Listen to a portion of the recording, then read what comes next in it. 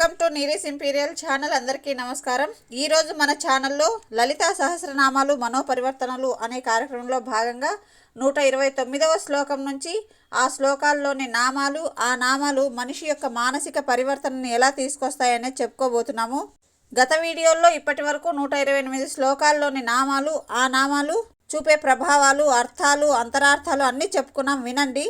అన్నీ విని అమ్మవారి కరుణకు పాత్రలు కావాలని కోరుకుంటున్నాను. అలాగే నచ్చితే ఖచ్చితంగా లైక్ చేయాల్సిందిగా కూడా కోరుకుంటున్నా. ఈరోజు ఇక మన శ్లోకంలోకి వెళ్తే 129వ శ్లోకంలో అదృశ్యాదృశ్య రహిత విజ్ఞాత్రి వేద్యవర్జిత యోగిని యోగద యోగ్య యోగానంద యుగంధర, ఇది శ్లోకము. ఈ శ్లోకంలో ముందుగా అదృశ్య అనే నామం గురించి చూద్దాం.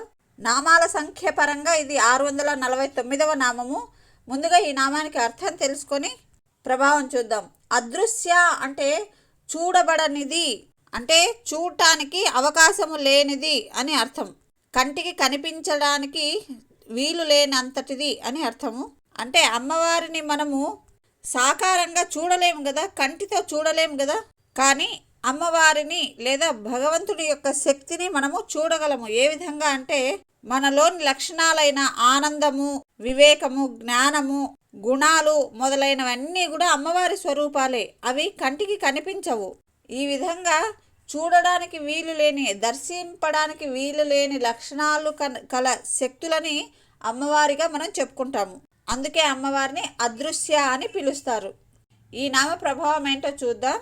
మనలో కొన్ని అదృశ్య శక్తులు ఏర్పడతాయి. ఇందాక చెప్పుకున్నట్టు ఆనందము, జ్ఞానము, వివేకము, నిర్మలమైన గుణము మొదలైన శక్తులు ప్రత్యేకంగా ఏర్పడతాయి. అంటే ఇదివరకే ఉంటే అవి కాస్త ఎన్హాన్స్ అవుతాయి అన్నమాట. ఈ శక్తి మనకు ఒక అసాధారణ శక్తిగా తయారవుతుంది. మనం ఏదైనా ఒక విషయాన్ని సాధారణంగా మామూలుగా వినడము, తెలుసుకోవడమే కాకుండా దాని గురించిన పరమార్థాన్ని తెలుసుకోగలిగే శక్తి ఏర్పడుతుంది. తర్వాతి నామం దృశ్యరహిత. ఇది 650వ నామము. దృశ్యరహిత అంటే దాదాపుగా అదృశ్య లాంటిదే. అంటే ఇక్కడ కూడా దృశ్య రూపము లేనిది, అంటే ఒక రూపము లేనిది చూడడానికి అని అర్థం అనమాట. ఇంకోటి ఏంటంటే చూడడానికి ఇక ఏమీ లేనిది అని అనమాట.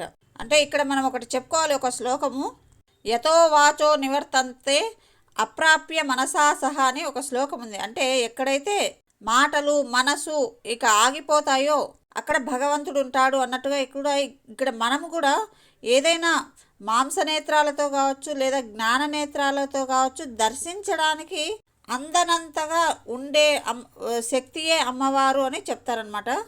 ఇది అది అని నిర్వచించడానికి లేదు, ఇంతే అంతే అని కొలమానం లేదు. ఈ విధంగా ఏ విధంగానూ చూడబడుటకు ఇక వేరే ఏమీ లేని స్థితిలో ఉండున్నది కాబట్టి దృశ్యరహిత అని అన్నారు. ఈ నామ ప్రభావం చూద్దాం. మనం ఏదైనా ఒక లక్ష్యాన్ని నిర్దేశించుకొని దాని సాధనలో ఉన్నప్పుడు ఎదురయ్యే అన్ని పరిస్థితులు, అంటే ఒక్కొక్కసారి అనుకూల పరిస్థితులు ఎదురైతే, ఒక్కోసారి ప్రతికూల పరిస్థితులు, ఏదైనా కూడా మనకి అవి ప్రయోజనాన్ని ఇచ్చేందుకే మనకి ఎదురయ్యాయి అనే లక్షణం ఏర్పడుతుంది. అంటే ఒక్కొక్కసారి ప్రతికూల పరిస్థితులు కూడా మనకి మరేదో నేర్పడానికి ఈ పరిస్థితులు ఏర్పడ్డాయి, ఎదురయ్యాయి అని ఆ విధంగా ఆలోచించే ఒక మనస్తత్వం ఏర్పడుతుంది. అంటే ఆ పరిస్థితులను మనము మనసుతో దర్శించుకోగలుగుతాము. వాటి గురించి ఆలోచించి వాటిని, అటువంటి పరిస్థితులను పక్కకు తొలగించుకోగలిగే ఒక శక్తిని ఏర్పరచుకోగలుగుతాము. తర్వాత నామం విజ్ఞాత్రి. అంటే విజ్ఞానమును కలిగించున్నది అని అర్థము. జ్ఞాత అంటే తెలుసుకున్నవాడు, అంటే లేదా జ్ఞానము కలవాడు అని. జ్ఞాత్రి అంటే జ్ఞానాన్ని ప్రసాదించేది అని అర్థమట. ఇక్కడ విజ్ఞాత్రి అంటే విజ్ఞానమును కలిగించేది, ప్రసాదించేది అని అర్థము. ఈ నామ ప్రభావంతో ఇందాక మనం చెప్పుకున్నట్టు మనము ఏదైనా ప్రతికూలమైన పరిస్థితులు కానీ సానుకూలమైన పరిస్థితులు కానీ మనం ఒక జ్ఞానంతో దర్శించి వాటిని పరిష్కరించుకోగలుగుతాము. ఆ జ్ఞానము అనేది మనలో ఏర్పడుతుంది. ఆ జ్ఞానము అలాగే అప్పటికి ఆ పరిస్థితుల వరకే సమాప్తం కాకుండా దాన్ని అనుభవంలాగా రాబోయే కాలంలో ఏ సమస్యలు రాకుండా ఉండడానికి ఒక ఆయుధంలాగా, సాధనంలాగా ఉపయోగపడుతుంది. తర్వాతి నామం వేద్యవర్జిత. వేద్య అంటే తెలుసుకోతగినది లేదా తెలుసుకొనబడునది అని, వర్జిత అంటే లేనిది. ఇక్కడ రెండు విభిన్న పదాలు కనిపిస్తున్నాయి మనకి.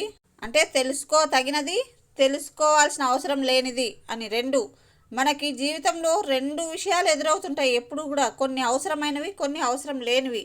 మనం ఏదైనా ఒక పుస్తకం చదువుతున్నప్పుడు దాదాపుగా అన్ని పేజీలను చదివినా కూడా కొన్నింటిని మాత్రమే చక్కగా గుర్తుపెట్టుకుంటాం, కొన్నింటిని గుర్తుపెట్టుకోకుండా వదిలేస్తాం, చదివినా కూడా వాటిని అంతగా ప్రాధాన్యతనివ్వము. మరి అవి ఎందుకు చదివాము అంటే ఏముందో తెలుసుకొని మన అవసరానికి దాన్ని తీసుకోవాలా వద్దా అనే ఉద్దేశంతో మనం వాటిని కొన్నింటిని వదిలేస్తాం కదా. ఆ విధంగానే అమ్మవారి నామాల స్మరణ వల్ల మనలో ఏం శక్తి ఏర్పడుతుంది అంటే, మన జీవితంలో మనం అన్నింటినీ చూస్తాం, ఎదురయ్యే పరిస్థితులు అన్నింటినీ కూడా ఆహ్వానిస్తాం, కానీ వాటిల్లో మనకి కావలసిన పరిస్థితులను మనకు అనుగుణంగా మార్చుకొని మనకు అవసరం లేని వాటిని పక్కకి తప్పించే ఒక శక్తి సామర్థ్యాలు మనలో ఏర్పరచుకోగలుగుతాము. దీన్నే వర్జించడము అంటారు. అంటే వర్జించడం అంటే వదిలివేయడం అన్నమాట, అవసరం లేనిది. ఇక్కడ అమ్మవారికి మరొక అర్థం కూడా ఉంది. వేద్యవర్జిత అంటే ఆమె సర్వము ఎరిగినది, ఇక తెలుసుకోవడానికి ఏమీ లేనిది అనే అర్థం కూడా వస్తుందట. మరొకటి ఏంటంటే భగవతత్వాన్ని తెలుసుకుంటే ఆ తర్వాత ఇంకా మనం తెలుసుకోవాల్సినది ఏమీ ఉండదు అనే అర్థం కూడా ఉంటుంది. అంటే జ్ఞానము అనేది అల్టిమేట్, దానికి మించినది మరొకటి లేదు అనే ఉద్దేశంతో చెప్పారనమాట. సరే, మనం తర్వాతి నామం చూద్దాం. యోగిని. యోగిని అంటే యోగముతో కూడి ఉన్నది అని. మామూలుగా యోగులు అంటుంటారు కదా, యోగి అంటే పురుషులను చెప్తారు, స్త్రీలను అయితే యోగిని అనే పదంతో వాడతారు. మనం మామూలుగా యోగము, ప్రాప్తము అనే వాటిని వింటుంటాం పదాలని. యోగము అంటే ఏదైనా మనం లభించడానికి అంటే పొందడానికి చేసే సాధనని యోగము అంటారు. అది పొందే వరకు చేసే సాధనయే యోగము. ఆ సాధన, ఆ యోగము తర్వాత మనకు లభిస్తే దాన్ని ప్రాప్తము అంటారు. భక్తి యోగము, కర్మయోగము, జ్ఞానయోగము ఇలా అంటుంటారు కదా, అంటే వాటిని సాధించడం, దీక్షగా శ్రద్ధగా చేసే సాధనయే యోగము అని అనొచ్చు. ఈ నామ ప్రభావంతో మనలో ఒక మంచి దీక్ష, శ్రద్ధ అనే లక్షణాలు ఏర్పడతాయి. వీటిని కలిగి ఉండడమే యోగాభ్యాసం అన్నమాట. ఈ లక్షణాలు మనలో కొనసాగుతాయి. మనలోని సంకల్పాలన్నీ ఒక శక్తిగా ఒక లక్ష్యం వైపు ఏకీకృతం కాగలుగుతాయి. వివిధ నైపుణ్యాలను కూడా సాధించగలుగుతాము. తర్వాతి నామం యోగద అంటే యోగమును ఇచ్చునది అని. యోగము అంటే మనం ఏదైనా ఒకటి పొందడానికి ఉన్న అర్హత అన్నమాట. దాన్ని యోగ్యత అని కూడా అంటారు కదా. అటువంటి యోగ్యతను, అర్హతను ఇస్తుంది అమ్మవారు మనం ఏదైనా పొందడానికి. ఈ నామ ప్రభావంతో ఏంటంటే మనము సంఘంలో ఒక ఐక్యభావంతో ఇతరులతో బాగా మంచిగా సంఘీభావంతో మెలగడానికి కావలసిన సమైక్యత లక్షణము అనేది అభివృద్ధి జరుగుతుంది. స్వార్థపూరితంగా ఇతరులతో ఐక్యభావంతో ఉండడం కాకుండా ఒక విశాల దృక్పథంతో, అంటే అంతర్గతంగా కూడా ఒక నిర్మలమైన ఉద్దేశాలతో సంఘంలో అందరితో కలిసిమెలిసి ఉంటూ ఇతరులలో కూడా ఐక్యతను పెంచగలుగుతాము. తర్వాతి నామం యోగ్య అంటే యోగ్యమైనది అని. అంటే ఇందాక అన్నాం కదా, యోగ్య అంటే యోగద అంటే యోగమును ఇచ్చినది లేదా యోగ్యతను, అర్హతను ఇచ్చినది అన్నాం కదా. ఆ విధంగా మనకు అర్హతలను ఇవ్వడానికి ఆమె యోగ్యమైనది అనే అర్థంలో చెప్పుకోవచ్చు. మనకి అర్హతలను ఇవ్వడానికి ఆమె అర్హత గలది అని. మనం దేంట్లో అయినా ఒక క్వాలిఫై అయినామనుకోండి, దానికి తగిన సర్టిఫికేట్ ఇవ్వాలంటే ఆ సర్టిఫికేట్ ఇచ్చే వాళ్ళకి కూడా తగిన అర్హతలు ఉండాలి కదా. ఆ విధంగా ఇక్కడ మనము అర్హులము అని తెలియజేసే అర్హత, అంటే ఆ అర్హతని ఇచ్చే అర్హురాలు ఆమె అని అర్థం అన్నమాట. ఈ నామ ప్రభావం చూద్దాం. మన లక్షణాలు, మన ప్రవర్తన, మనం చేసే పనులు, మన ఉనికి ఇవన్నీ కూడా యోగ్యమైనవిగా, ఉత్తమమైనవిగా, ఇతరుల చేత ఆమోదం పొందగలిగేవిగా ఉంటాయి. తర్వాతి నామం యోగానంద అంటే యోగముల వల్ల పొందే ఆనంద స్వరూపిణి అని అర్థం అనమాట. యోగ అంటే యోగముల వల్ల పొందేటటువంటి, ఆనంద అంటే ఆనంద స్వరూపిణి. మనం ఏదైనా ఒకదాన్ని అర్హతను సాధించామనుకోండి, దానివల్ల మనం ఎంత ఆనందాన్ని పొందుతాం కదా. అటువంటి ఆనంద స్వరూపిణి కాబట్టి అమ్మవారిని యోగానంద అని అన్నారు. అంటే మనం ఏదైనా ఒక లక్ష్యాన్ని సాధించినప్పుడు, దాని ఫలితాన్ని పొందినప్పుడు ఎంత ఆనందాన్ని అనుభవిస్తామో ఆ స్థితియే అమ్మవారు అని చెప్తున్నారు. ఈ నామ ప్రభావం చూద్దాం. మనము కొన్నింటిలోని ఆనందాన్ని అనుభవించగలుగుతాం. అంటే ఇందాక సంఘీభావము, సమైక్యతా భావము అని చెప్పుకున్నాం కదా. అలాంటి భావాల్లోని ఆనందాన్ని అనుభవించగలుగుతాము, పొందగలుగుతాము. ఐక్యతా భావంలోని ఔన్నత్యాన్ని గ్రహించగలుగుతాము. అందులోని శక్తి ఏమిటో మనం తెలుసుకోవడమే కాకుండా నలుగురికి కూడా తెలియజేయగలుగుతాము. తర్వాత నామం యుగంధర. యుగం అంటే రెండు అన్నమాట, జంట. ధర అంటే ధరించున్నది అని. యుగంధర అంటే జంటల స్వరూపిణి అని అర్థం. అంటే మనము వాడుకలో కొన్ని పదాలు వాడుతుంటాం కదా, సుఖము, దుఃఖము, ఆనందము, విషాదము, పగలు, రాత్రి అని. ఈ విధంగా జంటల యొక్క సమన్వయ స్వరూపిణి అని అర్థం అన్నమాట. ఈ నామ ప్రభావం ఏంటో చూద్దాం. ఒక బండికి 2 ఎద్దులను కట్టారనుకోండి, ఆ ఎద్దులని సమన్వయం చేసేకి, కంట్రోల్ చేసేకి ఒక తాడుతో వాటిని కంట్రోల్ చేస్తూ ఉంటారు కదా. ఆ విధంగా మనలో కూడా మంచి సంకల్పాలు, ఆ సంకల్పాలను నెరవేర్చుకునే ప్రయత్నాలు, ఈ రెండింటిని సమర్థత అనే తాడుతో కట్టి సమన్వయపరుచుకోగలుగుతాము. అంటే సమర్థవంతమైన సంకల్పాలు, సమర్థవంతమైన ప్రయత్నాలు చేస్తూ మంచి వేగముతో ఒక నిర్దిష్టంగా ప్రయాణించే విధంగా మనలో ఒక శక్తి అనేది ఏర్పడుతుంది. తర్వాతి నామం ఇచ్ఛాశక్తి అనేది, ఇది 130వ శ్లోకంలోకి వస్తుంది. ఇచ్ఛాశక్తి జ్ఞానశక్తి క్రియాశక్తి స్వరూపిణి సర్వాధార సుప్రతిష్ఠ సదసద్రూపధారిణి. ఇది 130వ శ్లోకము. ఇందులో ఇచ్ఛాశక్తి జ్ఞానశక్తి క్రియాశక్తి స్వరూపిణి ఇదంతా ఒకే నామమే. ఈ నామ అర్థము, అంతరార్థము, ప్రభావము చూద్దాం. అర్థము తెలిసిపోతుంది. ఇచ్ఛాశక్తి అంటే సంకల్పశక్తి, జ్ఞానశక్తి అంటే జ్ఞానకారకమైన శక్తి, క్రియాశక్తి అంటే కార్యాచరణ శక్తి అన్నమాట. ఈ మూడింటి స్వరూపిణిగా కలది అని అర్థము. అంటే మనలో ఏదైనా ఒక కోరిక ఏర్పడాలంటే ముందుగా ఏర్పడే సంకల్పం ఉంటుంది కదా, దాన్ని ఇచ్ఛాశక్తి అంటారు. ఆ తర్వాత దాని గురించి మనము ఆలోచన చేస్తాము, దాన్ని ఎలా ఇంప్లిమెంట్ చేయాలి, దానివల్ల వచ్చే పరిణామాలు ఏంటి, ఇలాంటి ఆలోచనలు చేస్తాము. దాన్ని జ్ఞానశక్తి అంటారు. దాన్ని కార్యాచరణ రూపంలోకి తీసుకొస్తే దాన్ని క్రియాశక్తి అంటాము. ఈ విధంగా ఈ 3 శక్తులకు ఆధారభూతమైనది కాబట్టి, అంటే ఈ మూడింటిపైన అమ్మవారికి ఆధిపత్యం వహిస్తుంది. అంత సమన్వయ శక్తి స్వరూపిణి కాబట్టి అమ్మవారికి ఇచ్ఛాశక్తి జ్ఞానశక్తి క్రియాశక్తి స్వరూపిణి అనే నామం వచ్చింది. మరి ఈ నామ ప్రభావం ఏంటి చూద్దాం మరొకసారి. మనలో ఏర్పడే సంకల్పాలు అంటే మనం కోరుకునే విషయాలు, తర్వాత దాని గురించిన జ్ఞానము, ఇందాక చెప్పుకున్నాం కదా, విశ్లేషణ చేస్తాం మన లోపలే. దీన్ని కార్యాచరణ చేస్తే ఎలా ఉంటుంది అంటే దాన్ని కార్యరూపంలోకి తీసుకొచ్చే ముందు మనం చేసే ఆలోచన అన్నమాట ఈ జ్ఞానము. తర్వాత దాన్ని కార్యరూపంలోకి తీసుకొచ్చే ప్రయత్నము, వీటన్నిటికీ కావలసిన శక్తిని పెంచుకోగలుగుతాం మనము. ఈ శక్తి ఎలా వస్తుంది అంటే జ్ఞాన ఉపాసన ద్వారా, భగవద్ ఉపాసన ద్వారా ఈ శక్తి అనేది మనకు లభిస్తుంది. ఈ ఉపాసన ద్వారా మనకు మంచి ఫలితాలు వస్తాయి. ఆ ఫలితాలు లభించినప్పుడు ఆ శక్తి అవన్నీ మనకు ఒక మంచి అనుభూతిని ఇస్తాయి. తర్వాత నామం సర్వాధార. సర్వాధార అంటే అన్నింటికీ ఆధారమైనది, సర్వమునకు సమస్తమునకు ఆధారమైనది అని. మనం ఈ ఖగోళంలో ఈ విశ్వాలన్నింటిలో ఏది చెప్పుకున్నా ఈ విషయము ఇది కాదు అని అనడానికి వీలు లేకుండా ఏది చెప్పినా అన్నింటికీ ఆధారభూతమైనది కాబట్టి సర్వాధార అని చెప్పినారు.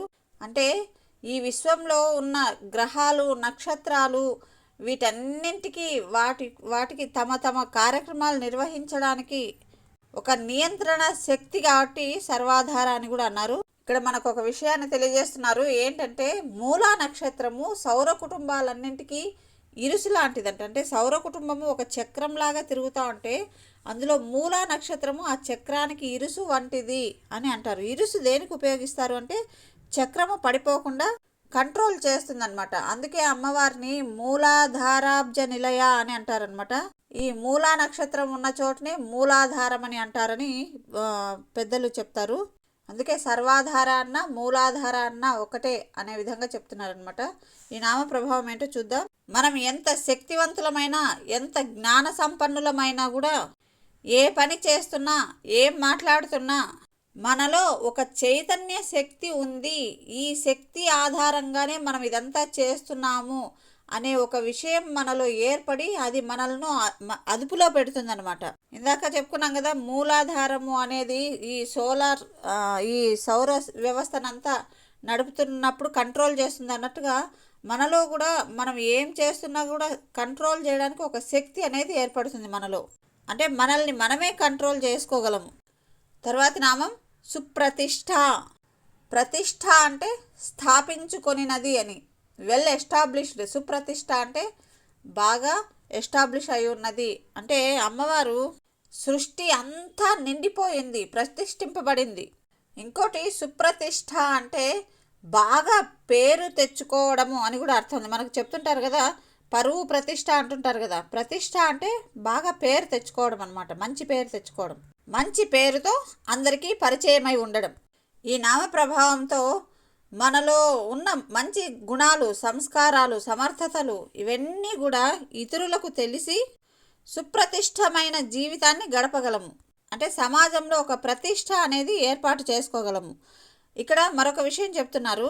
సుప్రతిష్ఠ అనే నామాన్ని ఎవరైనా వాక్కుకు సంబంధించిన లోపాలు, అంటే స్పీచ్కి అంటే మాట్లాడడానికి ఇబ్బందులు పడుతున్న వారు ఉంటారు కదా, చిన్నపిల్లలు కానీ, అంటే భాషణ లోపాలు ఉన్నవాళ్ళు ఈ నామాన్ని జపిస్తూ ఉంటే, అంటే ఇందులో ఉన్న అక్షరాలు సుప్రతిష్ఠ, ఈ నామము ఈ అక్షరాలని జపిస్తూ ఉంటే, పలికితే చక్కగా మాటలు వస్తాయి అని చెప్తున్నారు. అంటే ఈ అక్షరాలని పలకడం వల్ల మనలో నాడులు అనేవి చక్కగా స్పందించి మాట్లాడడానికి కావలసిన వ్యవస్థ బాగా చక్కగా ఏర్పడుతుంది. అంటే ఒక స్పీచ్ థెరపీ లాగా ఉపయోగపడుతుంది అని చెప్తున్నారు. మీ దగ్గర ఎవరైనా ఇలాంటి స్పీచ్ సంబంధిత లోపాలు ఏవైనా బాధపడుతున్న వారికి ఇది చెప్పి చూడండి, ఇది ప్రయత్నం చేయమనండి. ఖచ్చితంగా వారిలో మంచి మార్పు, మంచి గుణం అనేది ఏర్పడుతుంది. గుణము అంటే ఫలితం అని. తర్వాతి నామం సదసద్ రూపధారిణి. సదసద్ అంటే సత్, అసత్. అంటే సత్ అంటే వ్యక్తమయ్యేది, అసత్ అంటే వ్యక్తము కానిది గాను. రూపధారిణి అంటే మనకు కనిపిస్తున్నట్టు వ్యక్తమయ్యేది, మనకి కనిపించకుండా అవ్యక్తముగా ఉండేది, ఈ రెండిటి రూపాల్లో ఉండేది అని అర్థం అన్నమాట. ఈ నామ ప్రభావం ఏంటంటే మనము ఏవి శాశ్వతమైనవి, ఏవి తాత్కాలికమైనవి అనే వాటి గురించి పూర్తిగా అవగాహన కలిగి ఉంటాము. మనిషి సంపూర్ణమైన ప్రశాంతమైన జీవితాన్ని సాగించడానికి ఏవి అవసరమో వాటిని తెలుసుకోగలుగుతాము. తాత్కాలిక ఆనందాలనిచ్చే వైభోగముల గురించి, విషయాల గురించి జాగ్రత్తగా ఉండగలుగుతాము. తర్వాతి నామం 131వ శ్లోకం నుంచి అష్టమూర్తి అజాజైత్రి లోకయాత్ర విధాయిని ఏకాకిని భూమరూప నిర్ద్వైత ద్వైతవర్జిత. ఇందులో మామూలుగా మనము అష్టమూర్తి రజాజైత్రి అని చదువుతుంటాము, కానీ ఇక్కడ అష్టమూర్తి అని చెప్పి ఆ విసర్గాన్ని తీసేస్తే ఇక్కడ రా అనేది విసర్గలోకి వెళ్ళిపోతుంది. అజాజైత్రి అని పలకాలి. అష్టమూర్తి అజాజైత్రి లోకయాత్ర విధాయిని. ఈ నామాలు చూద్దాం. ముందుగా అష్టమూర్తి అంటే ఏంటో చూద్దాం. అష్ట అంటే 8 సంఖ్య అని తెలుసు. మూర్తి అంటే 8 స్వరూపాలుగా ఉండేదట. ఏంటివా 8 అంటే అష్ట సంఖ్యలు అంటే అష్టలక్ష్ములు అని, తర్వాత అష్ట ఐశ్వర్యాలని, అష్టకమని, ఇలా మనము అష్ట సంఖ్యతో చెప్తుంటాం కదా, వాటి స్వరూపముగా ఉన్నది అని అర్థము.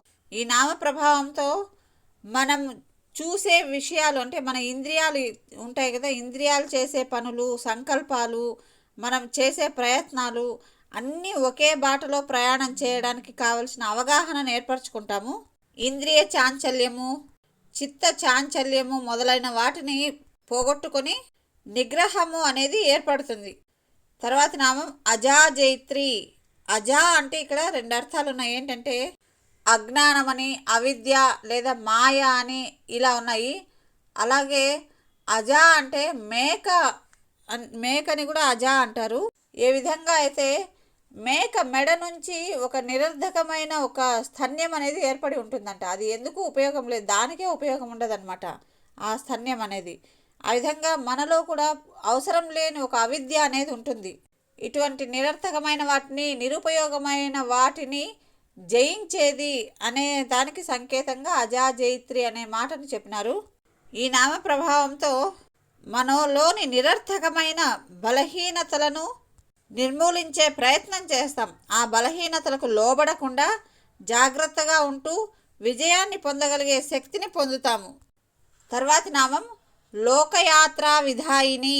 ఈ నామానికి అర్థం ఏంటంటే లోకయాత్ర అంటే లోకముల యొక్క లేదా లోకముల యొక్క పోకడలను, యాత్ర అంటే స్వభావాలను అని చెప్తారు. విధాయిని అంటే ఒక విధానముగా చేయునది అని అర్థము. అమ్మవారు ఈ విశ్వాలన్నింటినీ సృష్టించింది కదా, వీటన్నిటినీ పరిపాలన చేయడము అనేది సామాన్యమైన విషయం కాదు కదా. కానీ వాటన్నిటికీ ఒక విధానము అనేది ఏర్పాటు చేసి ఆ విధానముతో అమ్మవారు పరిపాలించేది అని అర్థము.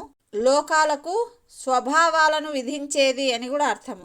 ఈ నామ ప్రభావం ఏంటంటే మన జీవితానికి కూడా మనం కొన్ని జీవన విధానాలను, పద్ధతులను, పరిమితులను నిర్దేశించుకొని వాటికి అనుగుణంగా నడుచుకోగలుగుతాము. అంటే దానివల్ల ఏమవుతుందంటే మనం అధర్మంగా ప్రవర్తించడం కానీ, ప్రమాదాల్లో పడడం కానీ మొదలైనవి లేకుండా చక్కగా కట్టుబాట్లు ఏర్పరచుకొని మంచి విలువైన జీవితాన్ని, ఒక నియమబద్ధమైన జీవితాన్ని గడుపుతాము. తర్వాతి నామం ఏకాకిని. ఏకాకిని అంటే ఎప్పుడు ఒకే విధంగా ఉండునది, ఒకే దానిగా ఉండునది అని. నిర్ద్వైత అని ఇలా చెప్తుంటాం కదా, అట్లా అంటే ఇంకొకటి లేనిది అని కానీ, మరొకటి ఉన్నది లేనిది అని కానీ ఇలా చెప్తుంటారు. అంటే అమ్మవారు ఒకే దానిగా ఉంటుంది ఎప్పుడు అని అర్థం అనమాట. మనము దానిమ్మ పండుని తీసుకుంటే దానిమ్మ పండు లోపల గింజలన్నీ ఎన్ని రూపాలుగా ఉంటాయో, కానీ మనము స్థూల రూపంలో చూస్తే దానిమ్మకాయ అంతా ఒకటేలాగా కనిపిస్తుంది కదా. ఆ విధంగా ఈ విశ్వాలన్నీ చిన్న చిన్న భాగాలుగా ఉన్నా కూడా స్థూలంగా చూస్తే అంతా ఒక్కటే, అదే అమ్మవారి స్వరూపము అని చెప్తారనమాట. అంటే ఒకే తత్వముగా నిలిచి ఉండేది అనేది ఈ నామానికి అర్థము. ఈ నామ ప్రభావం ఏంటో చూద్దాం. ఇందాక మనము అజాజయిత్రి అనే నామంలో ఒక విషయం మర్చిపోయినాం. అజా అంటే జన్మ లేనిది, పుట్టుక లేనిది అని కూడా అర్థమట. కాబట్టి కొన్ని చోట్ల అజా అనేది మాత్రమే ఒక నామము, జైత్రి అనేది మాత్రమే ఒక నామము అని చెప్పుకున్నారు. కానీ మనకి ఇక్కడ రెండు కలిపే చెప్పినారు కాబట్టి కలిపే చెప్దాం. ఓకే, ఇప్పుడు మనము మన విషయంలోకి వచ్చేద్దాం. ఏకాకిని అనే నామ ప్రభావం చూద్దాం. మనం ఎంతమందిలో ఉన్నా, ఏ కార్యక్రమం చేస్తున్నా మనలోని ఏకత్వానికి భంగం రాకుండా కాపాడుకుంటూ బంధనాలలో పడకుండా ఉండగలుగుతాము. ఒక బురదలో అంటే నీళ్ళల్లో తామర పువ్వు ఎంత స్వచ్ఛంగా ఉంటుందో, అంటే నీళ్ళలో ఏమున్నా తనకు అవసరం లేకుండా, ఎంత కల్మషం ఉన్నా ఏమున్నా అవసరం లేకుండా స్వచ్ఛంగా ఒక కలువ పువ్వు ఎలా తను ఒంటరిగా ఉంటుందో, ఆ విధంగా మనం కూడా ఎంతమందిలో ఉన్నా, ఏం చేస్తున్నా మనలోని స్వచ్ఛతను పోగొట్టుకోకుండా, మనలోని ఏకత్వాన్ని, ఏకాంతాన్ని కోల్పోకుండా, మనల్ని బంధనాల్లో పడేసే వాటి పట్ల జాగ్రత్తగా ఉంటూ మన గమ్యం వైపు మనము నడుస్తూ వెళ్తామన్నమాట. అంటే మన మీద ఎవరి ప్రభావము పడదు. మనకంటూ మన జీవితానికి కావాల్సిన కొన్ని నిర్దిష్ట సూత్రాలను తయారు చేసుకుని ఉంటాము. వాటికి భంగం రాకుండా, ఎవరేం చెప్పినా వాటి మీద ప్రభావం పడకుండా ఉండే విధంగా నడుచుకుంటాము. తర్వాత నామం భూమ రూప అంటే పరబ్రహ్మ రూపము అని అర్థమట. భూమ అంటే కొన్ని పరిస్థితులు చెప్పామనుకోండి, అంటే ఉదాహరణకి సుఖమును, ఆనందమును మొదలైన వాటిని చెప్పినప్పుడు వాటికి రూపాన్ని మనం ఊహించగలమా? అటువంటి రూపము కలది అని చెప్పడానికి ఇక్కడ భూమ రూప అని చెప్పారట. ఈ నామ ప్రభావం చూద్దాం. మనము ఇందాక ఏకాకిని అనే నామంలో ఏం చెప్పుకున్నాం, కొన్ని సూత్రాలను ఏర్పరచుకుంటాం మన జీవితానికి కావాల్సినవి. వాటికి భంగం కానివ్వకుండా, ఇతరుల ప్రభావం పడకుండా ఉండేలా జాగ్రత్తగా ఉంటామని చెప్పుకున్నాం కదా. అలా ఉంటూ వాటి ద్వారా పొందే సుఖాన్ని, ఆనందాన్ని అందరితో పంచుకుంటూ, అందరిలో కూడా ఆనందం వ్యాపించేలా చేస్తూ మనం చేసే పనులు ఇతరులకు స్ఫూర్తిదాయకంగా ఉండేలా చూస్తామన్నమాట. తర్వాతి నామం నిర్ద్వైత. ఇందాకే చెప్పుకున్నాం ఏకాకిని అనేటప్పుడు. నిర్ద్వైత అంటే ఇక రెండవది లేనిది, ద్వైత భావానికి అవకాశము లేనిది అని అర్థము. మరి ఏకాకిని అన్నారు కదా, సరిపోతుంది కదా. మళ్ళీ నిర్ద్వైత అని ఎందుకు చెప్పాలి అంటే, మనకు రెండు కళ్ళు ఒకే చూపును ఇస్తున్నట్టుగా మన చూపు ఒకటే, అందులో ద్వైతం రెండు అనేది ఉండదు. ఆ విధంగా ఏకాకిని అంటారు. మనకు కళ్ళు రెండు ఉన్నా కూడా ఒకే చూపునిస్తున్నాయి కాబట్టి ఆ విధంగా చెప్పేటప్పుడు ఆ కాన్సెప్ట్లో నిర్ద్వైత అని చెప్తారు. మనం ఏవైనా లక్ష్యాలను ఏర్పరచుకున్నా ఏదైనా కార్యక్రమాన్ని చేస్తున్నప్పుడు అన్నింటిలో కూడా మన లక్ష్య సాధనకు కావాల్సిన నియమాలను మాత్రము చూస్తూ వాటిని నిర్వహించగలిగే తత్వము అనేది మనలో ఏర్పడుతుంది. అంటే ఇతరమైన విషయాలను, అనవసరమైన విషయాల గురించి ఆలోచించకుండా ఏవైతే మన లక్ష్య సాధనకు అవసరమో వాటి గురించి మాత్రమే ఆలోచించే శక్తి అనేది ఏర్పడుతుంది. అంటే మన శక్తిని వృధా చేసుకోమన్నమాట. తర్వాత నామం ద్వైత వర్జిత. ఇది 668వది. ఈ నామ అర్థం చూద్దాం. ఫస్ట్ ద్వైత అంటే రెండు భావములు అని, వర్జిత అంటే విడవబడినది. ఇక్కడ ఈ నామాలన్నీ దాదాపుగా ఒకే అర్థాన్ని ఇస్తున్నా కూడా అంతరంగా చూస్తే కొంచెం చిన్న తేడా అనేది మనకి కనిపిస్తుంది. ద్వైతము అంటే భేదము అనే అర్థం కూడా వస్తుంది. నిర్ద్వైత అంటే ఎప్పుడు కూడా భేదము లేనిది అనే అర్థం వస్తుందట. అంటే ఇక్కడ ఎలాగంటే మనము అమ్మవారు ఆనంద స్వరూపిణి, జ్ఞానస్వరూపిణి ఇలా చెప్తుంటాం కదా, వాటితో పోల్చినప్పుడు అమ్మవారికి ఆ అంశాలకి ఇక తేడా లేనిది, భేదము లేనిది అనే అర్థంతో తీసుకుంటాం అన్నమాట. ఈ నామ ప్రభావం ఎలా అంటే మన మనసు ఒక స్థిరమైన భావాన్ని కలిగి ఉంటుంది. అంటే చలించడము అనేది చాలా తక్కువగా ఉంటుంది. అంటే ఒక విషయం పట్ల మనకు ఒక స్థిరమైన భావం ఉంటుంది. అదా ఇదా అంటూ కొంచెం కాలయాపన చేయకుండా మనో నిశ్చయము అంటారు కదా, ఆ విధంగా ఒక నిశ్చయానికి రాగలిగే ఒక ప్రజ్ఞ, ఒక నేర్పు అనేది మనలో ఏర్పడతాయి.